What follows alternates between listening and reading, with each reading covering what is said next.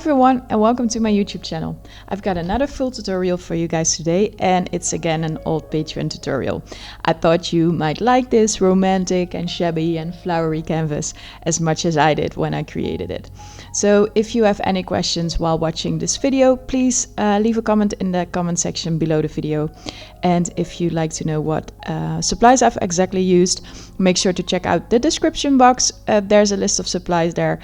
And thanks for your support. If you like my videos, please subscribe and hit the bell icon and a thumbs up for my video. And yeah, have fun creating. Thank you and have a great day.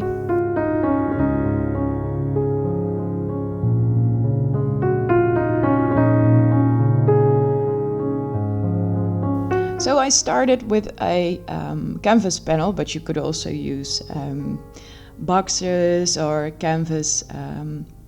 The bigger canvases with the wider edges. I'm really not sure how to call them. And I'm adding a layer of heavy gesso. It's not necessary to always add a layer of gesso on top of your canvas, but I'm using not that high quality canvases. So just to make sure that my ink or my paint won't get sucked into the canvas, I'm just adding just a small layer of heavy gesso. So because I'm using heavy gesso, and to be honest, most of the gessos are quite thick, the substance of gesso is always created to give a good coverage, so it's thick. To make it flow a little bit more, I am using water. I spray just a little water on top of the canvas, and it will make my gesso flow a bit better. So in my video I will speed up some parts because otherwise it would get quite boring. So when I'm heating or some parts will be cut off. But if you have questions about anything or miss something or just wondering what was going on in the cut off pieces of my video, just leave a comment. So I'm using a Ranger heat tool. I actually tried like several heat tools and finally ended up using this one, which I really like. This is especially because the nozzle is not that big, and when using embossing powder or something that could blow away, this one is really nice because this heat tool isn't blowing that hard, but it is getting really hot. So my next step will be adding some powder, anti-static powder. So I'm using Flakes or Gilding Flakes, as you call them correctly, by Cosmic Shimmer. And the reason that I'm using anti-static powder is because of the fact that the flakes tend to get stuck to, well, everything. So if I'm using anti-static powder, it will be a bit easier to get rid of flakes that shouldn't be on the canvas. So to get the gilding flakes to glue onto the canvas, so you need to brush them on, I'm using a Prima marketing stencil together with Nuvo, a Nuvo glue pen. So I'm using the biggest pen there is, just because it's easier to apply the glue this way. And I'm just tapping in some of the glue. And it's best when using flakes when you let the glue dry for a bit. So I'll just clean my stencil in between just to wait for the glue to dry a bit. But make sure when you're using flakes and when you're using stencils and glue that you really need to clean your stencil before the glue gets dried, because this glue won't get off of your stencil when you don't clean it, and you will ruin your stencil. So if you're wondering how I decide where to add glue, I already have a picture in my mind by this time on where I'm going to place my elements, so the flowers and everything. So with this image in mind, I try to come up with a background that really suits the shape that I'm going for. So I'm using my gilding flakes always in a little plastic container, because these are like very annoying little pieces of gold which will get stuck to everything. So I'm always using these little plastic containers, because it's easier to tap the excess flakes off. And I'm just using a small spoon to get some flakes on the glue. But because I will going to brush it in, it's not necessary to know exactly where the glue was. Using this little sponge, especially made for gilding flakes or whatever flakes you're using. And I'm just rubbing in some of the flakes and tapping off the excess.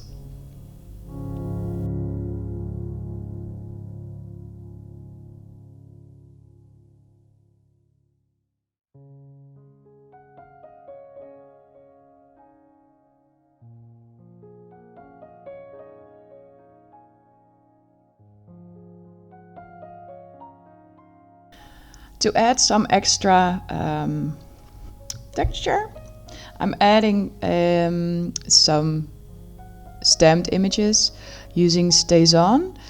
The reason that I'm using StazOn is because of the fact that I know that I'm going to use ink, and you really need to use a waterproof ink. And I'm using a stencil by AB Studio, a stamp by AB Studio. And I kind of messed up the first stamped image. So while I'm creating this, I was thinking, what should I do with the dark one? But I'll fix it later. I always like to use stamps in a shabby kind of way, so not that clear images, just a bit ink here and there to make it well, a bit worn or shabby, or how you like to call it. So the next step is adding some extra texture. You could easily use modeling paste or something like that, but I wanted to make a more clear background, a more simple background. And I always like to use crackle paste or crackle medium or something that crackles. I'm using Facette Lac here. It's a crackle kind of paste by Viva Decor. And I'm just applying it with a Finnabair silicone brush. For me, it's a really nice brush to use when working with pastes like this. And good to know that the thicker the layer is of your crackle paste, the more crackles you get and the bigger crackles you get. The reason I'm using this special or specific crackle paste is because I know that I can heat it with my heat tool and still get really nice cracks. And most of the crackle pastes just don't turn out that beautiful or that pretty when you're using a heat tool to dry them. You should add them or apply them the night before and just work on your project the next day.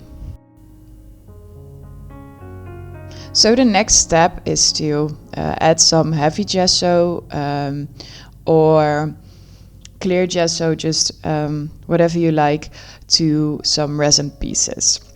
So if you're using clay or resin, I kind of recommend the same thing. Always add a layer of gesso, because with the resin, resin is a kind of plastic substance or material, and using wax or paint will just get really frustrating when you're not adding a layer of gesso before you go in with the paint or the ink.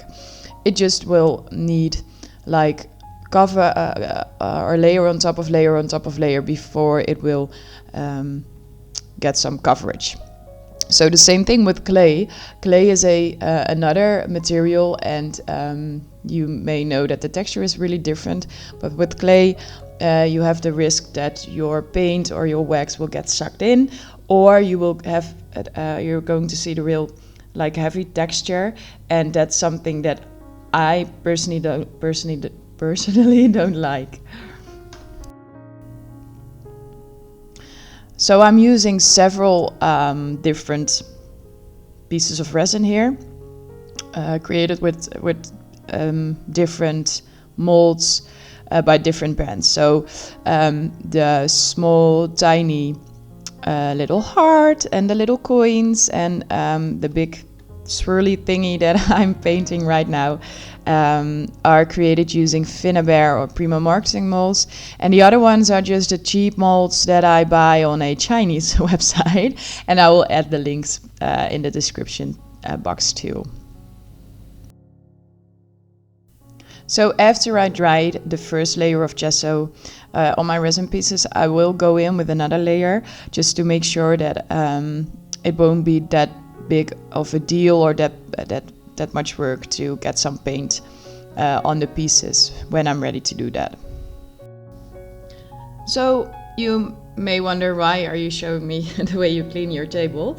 But I'd like to take a minute to tell you a little bit about the table that I'm using. So it's actually just an IKEA table, but I've ordered a glass plate that would fit my table just perfectly, because I wanted to use glass, but the glass plates like the one from Tim Holtz are just too small and they have a dark background, and I really wanted a white background, and I had a black table. So I just bought some bigger sheets of white paper and ordered the glass plate, and it's hardened glass, so it's special glass to use as tabletops. But that way I'm able to just add paint to it, or just work with water or whatever I like, ink. I can use everything on the table and just easily clean it with a glass scraper, or with some glass towels, or the dense towels, or spray, or just any cleaner special for glass. And it's so much easier than using a sheet or using a just regular table. So now that I've cleaned everything again, I'm getting ready to start and paint my resin pieces.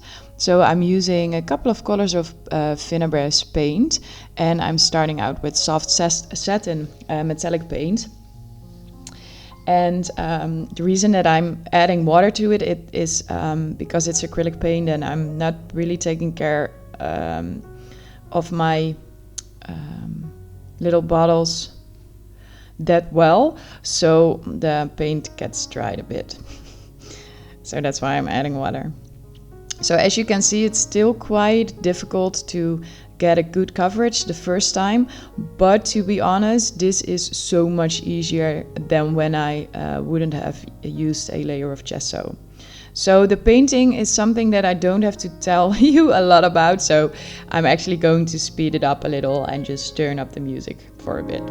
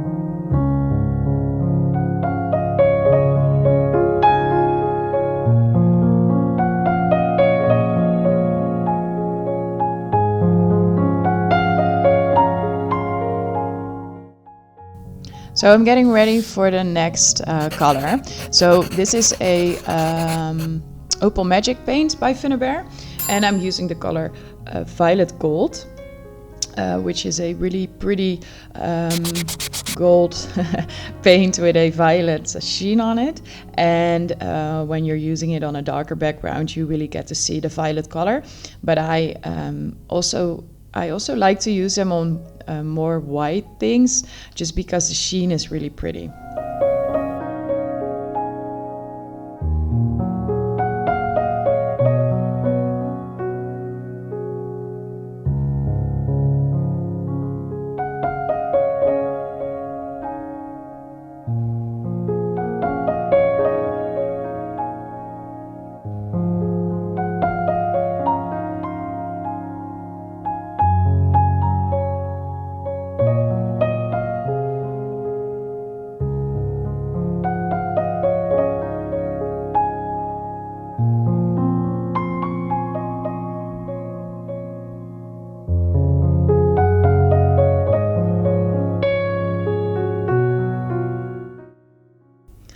So I really like to use glass pebbles on my work, and you could use the pebbles they sell at budget stores for like the flower pieces, or maybe the pebbles they use in aquariums.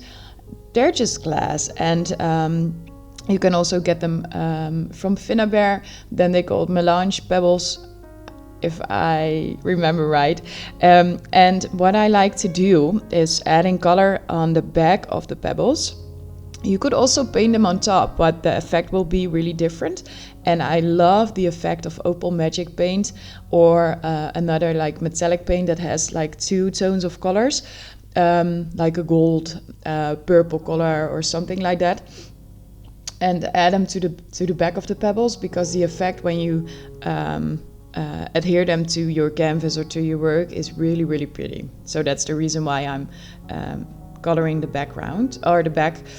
But if you do this, you really need like maybe 3 or 4 layers of paint, because you can't use gesso, otherwise you won't see the color.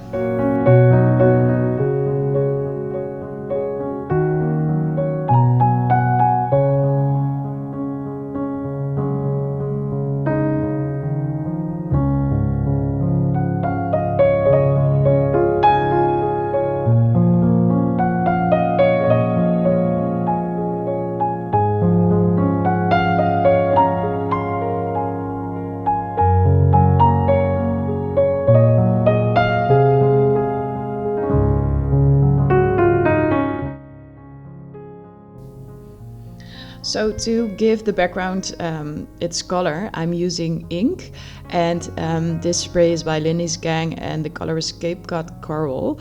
And I really wanted to go for a color that matches the flowers that I'm planning to use, so that I don't have to color the flowers. So the Cape Cod Coral is like a coral color, of course, and it's like a warm coral. To make sure that the next layer of ink, which will be another color, will not blend that much with the first one, I'm drying layers in between. So this is South Shore Sand, which is a flat color. So the first one, the Cape Cod Coral, had some shimmer in it, but the South Shore Sand is a flat color, so no shimmer, only color. So I'm adding layer and a layer and a layer, drying them in between. And I get questions from people a lot about how I'm using my sprays, because people tend to have the feeling they can't control how the spray gets sprayed on top of their work. But it's really something that you should practice. And with a lot of practice, you will master the spray bottles. Because it really depends on the amount of pressure that you use when spraying, if the spray will come out in like a big burst of color or maybe only some drops. So just practice makes perfect. So dabbing on top of the canvas using a moist baby wipe really gives another effect than using like kitchen towel. So the reason I'm not using kitchen towel is because it will absorb fluid, and I'm not trying to get rid of color. I just want to make it blend a bit better. So that's the reason why I'm using a moist baby wipe and not a kitchen towel. So if you're by accident have added too much ink, especially with the water dissolvent inks like Lindy's, you could easily get rid of it by using a kitchen towel. Just put it on top of where the color is, just slightly, and it will suck in every excess fluid there is on the canvas or on top of your work. So now I take the waxes. This is always the same order in how I'm using the different materials. So I always use modeling paste first, or something to give the work texture. Then I'm going in with ink or maybe pigment powder or something to give it color.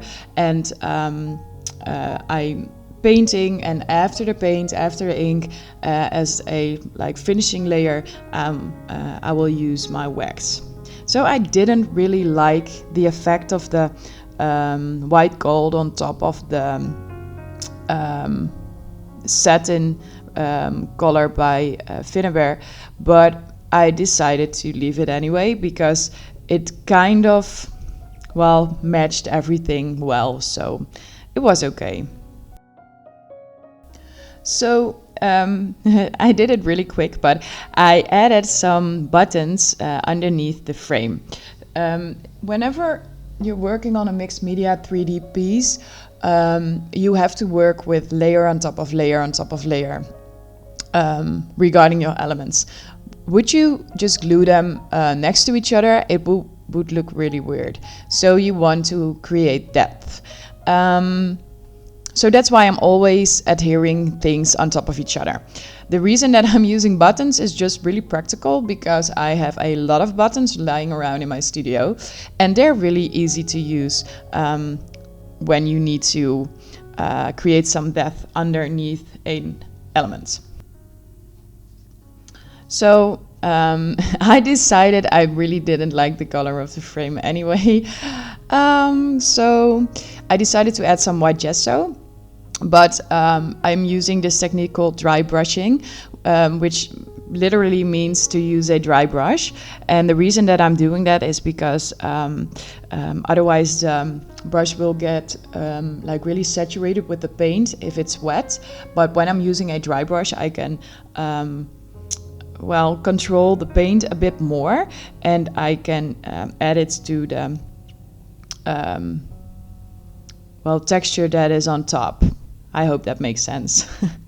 So it's the same effect when you're adding wax with your fingers on something that is really textured. So here I'm using some cheesecloth. I just pulled it out a bit to create some more worn or maybe shabby, or how do you call it, a piece of fabric instead of the perfectly sewn fabric. And I already had a sticker ready that came out of a Finnabair sticker book with a gorgeous text on it. And I'm just gluing it on top of a piece of corrugated cardboard. And well, I'm using, this one is by Marianne Design, I think. But you probably get it everywhere, but I couldn't find it somewhere in America or so. So maybe you can find it yourself, I hope. So now I'm just deciding on where I want the sticker to be.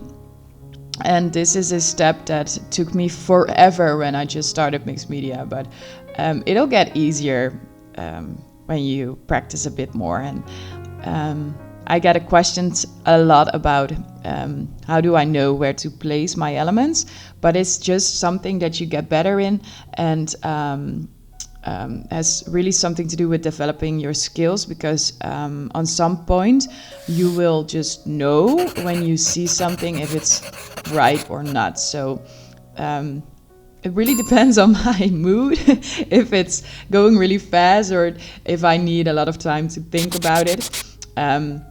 But most of the time it's just putting the pieces together and switching places just until I get this yes feeling. So with this piece, I had this shape in mind where I would go from the right corner below on top of, and just follow a line to the top corner of the canvas, and just make it flow a bit in a round kind of shape. I hope that makes sense. So I'm doing something that I would not recommend you doing, and I'm using a glue gun. So when I created this canvas, I didn't know I was going to make a Patreon video out of it. So I'm just giving you guys a really bad example. But don't use your glue gun. I wouldn't recommend to use your glue gun. The reason that I'm saying this is because your glue gun, or the glue that you use in your gun, tends to harden. That's a good thing, but after a while pieces start falling off, and it hasn't happened to me that often, but it did happen. So if you want to make sure your pieces will stay on top of your work, and you don't have to re-glue every 2 months or so, make sure to use a heavy gel medium. or another gel medium, but heavy gel is well the best thing to go for when you're using metal, or like the big frame is quite heavy. It would be best if I used heavy gel for it. So the little gear pieces are created by Mitform Castings, which is a Polish company that manufactures really gorgeous metal castings, perfect for mixed media pieces, and not only for like the steampunk kind of style. As you can see, it also is like really perfect for more romantic styles. And they got keys and key locks and well, frames and gears in all kinds of sizes, buttons, well, you name it.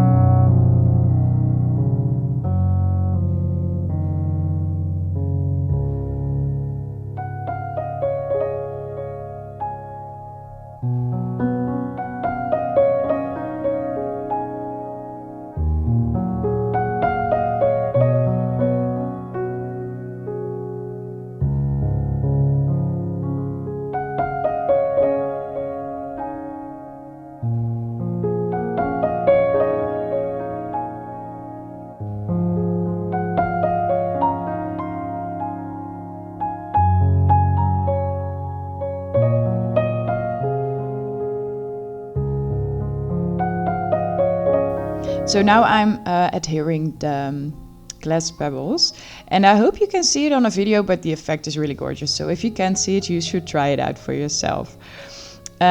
Somewhere in this video I burned my finger like really bad on the glue gun, so I'm not sure if I'm already past that part. Maybe it'll happen in about a couple of seconds, but I had a really nasty burn on my middle finger. So it's all in the game. I'm also adhering some just regular glass pebbles without any paint on them, and also some other rhinestones just for some extra. I really like to use these small tiny stones, especially with pieces like this that are a bit more romantic, and I just like to use some glitter or some shiny things. So as a preparation, I already cut out some pieces of paper die cuts by AB Studio, which I'm adding to the piece now. Also using my glue gun, shame on me. And I'm just, well, kind of randomly adding them to the canvas.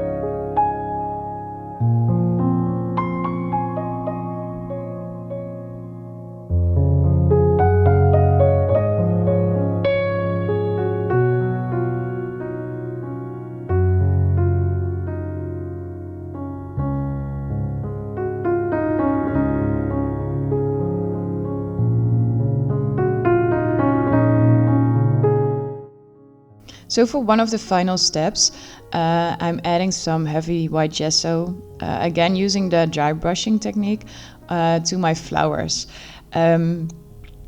This is like a habit of me.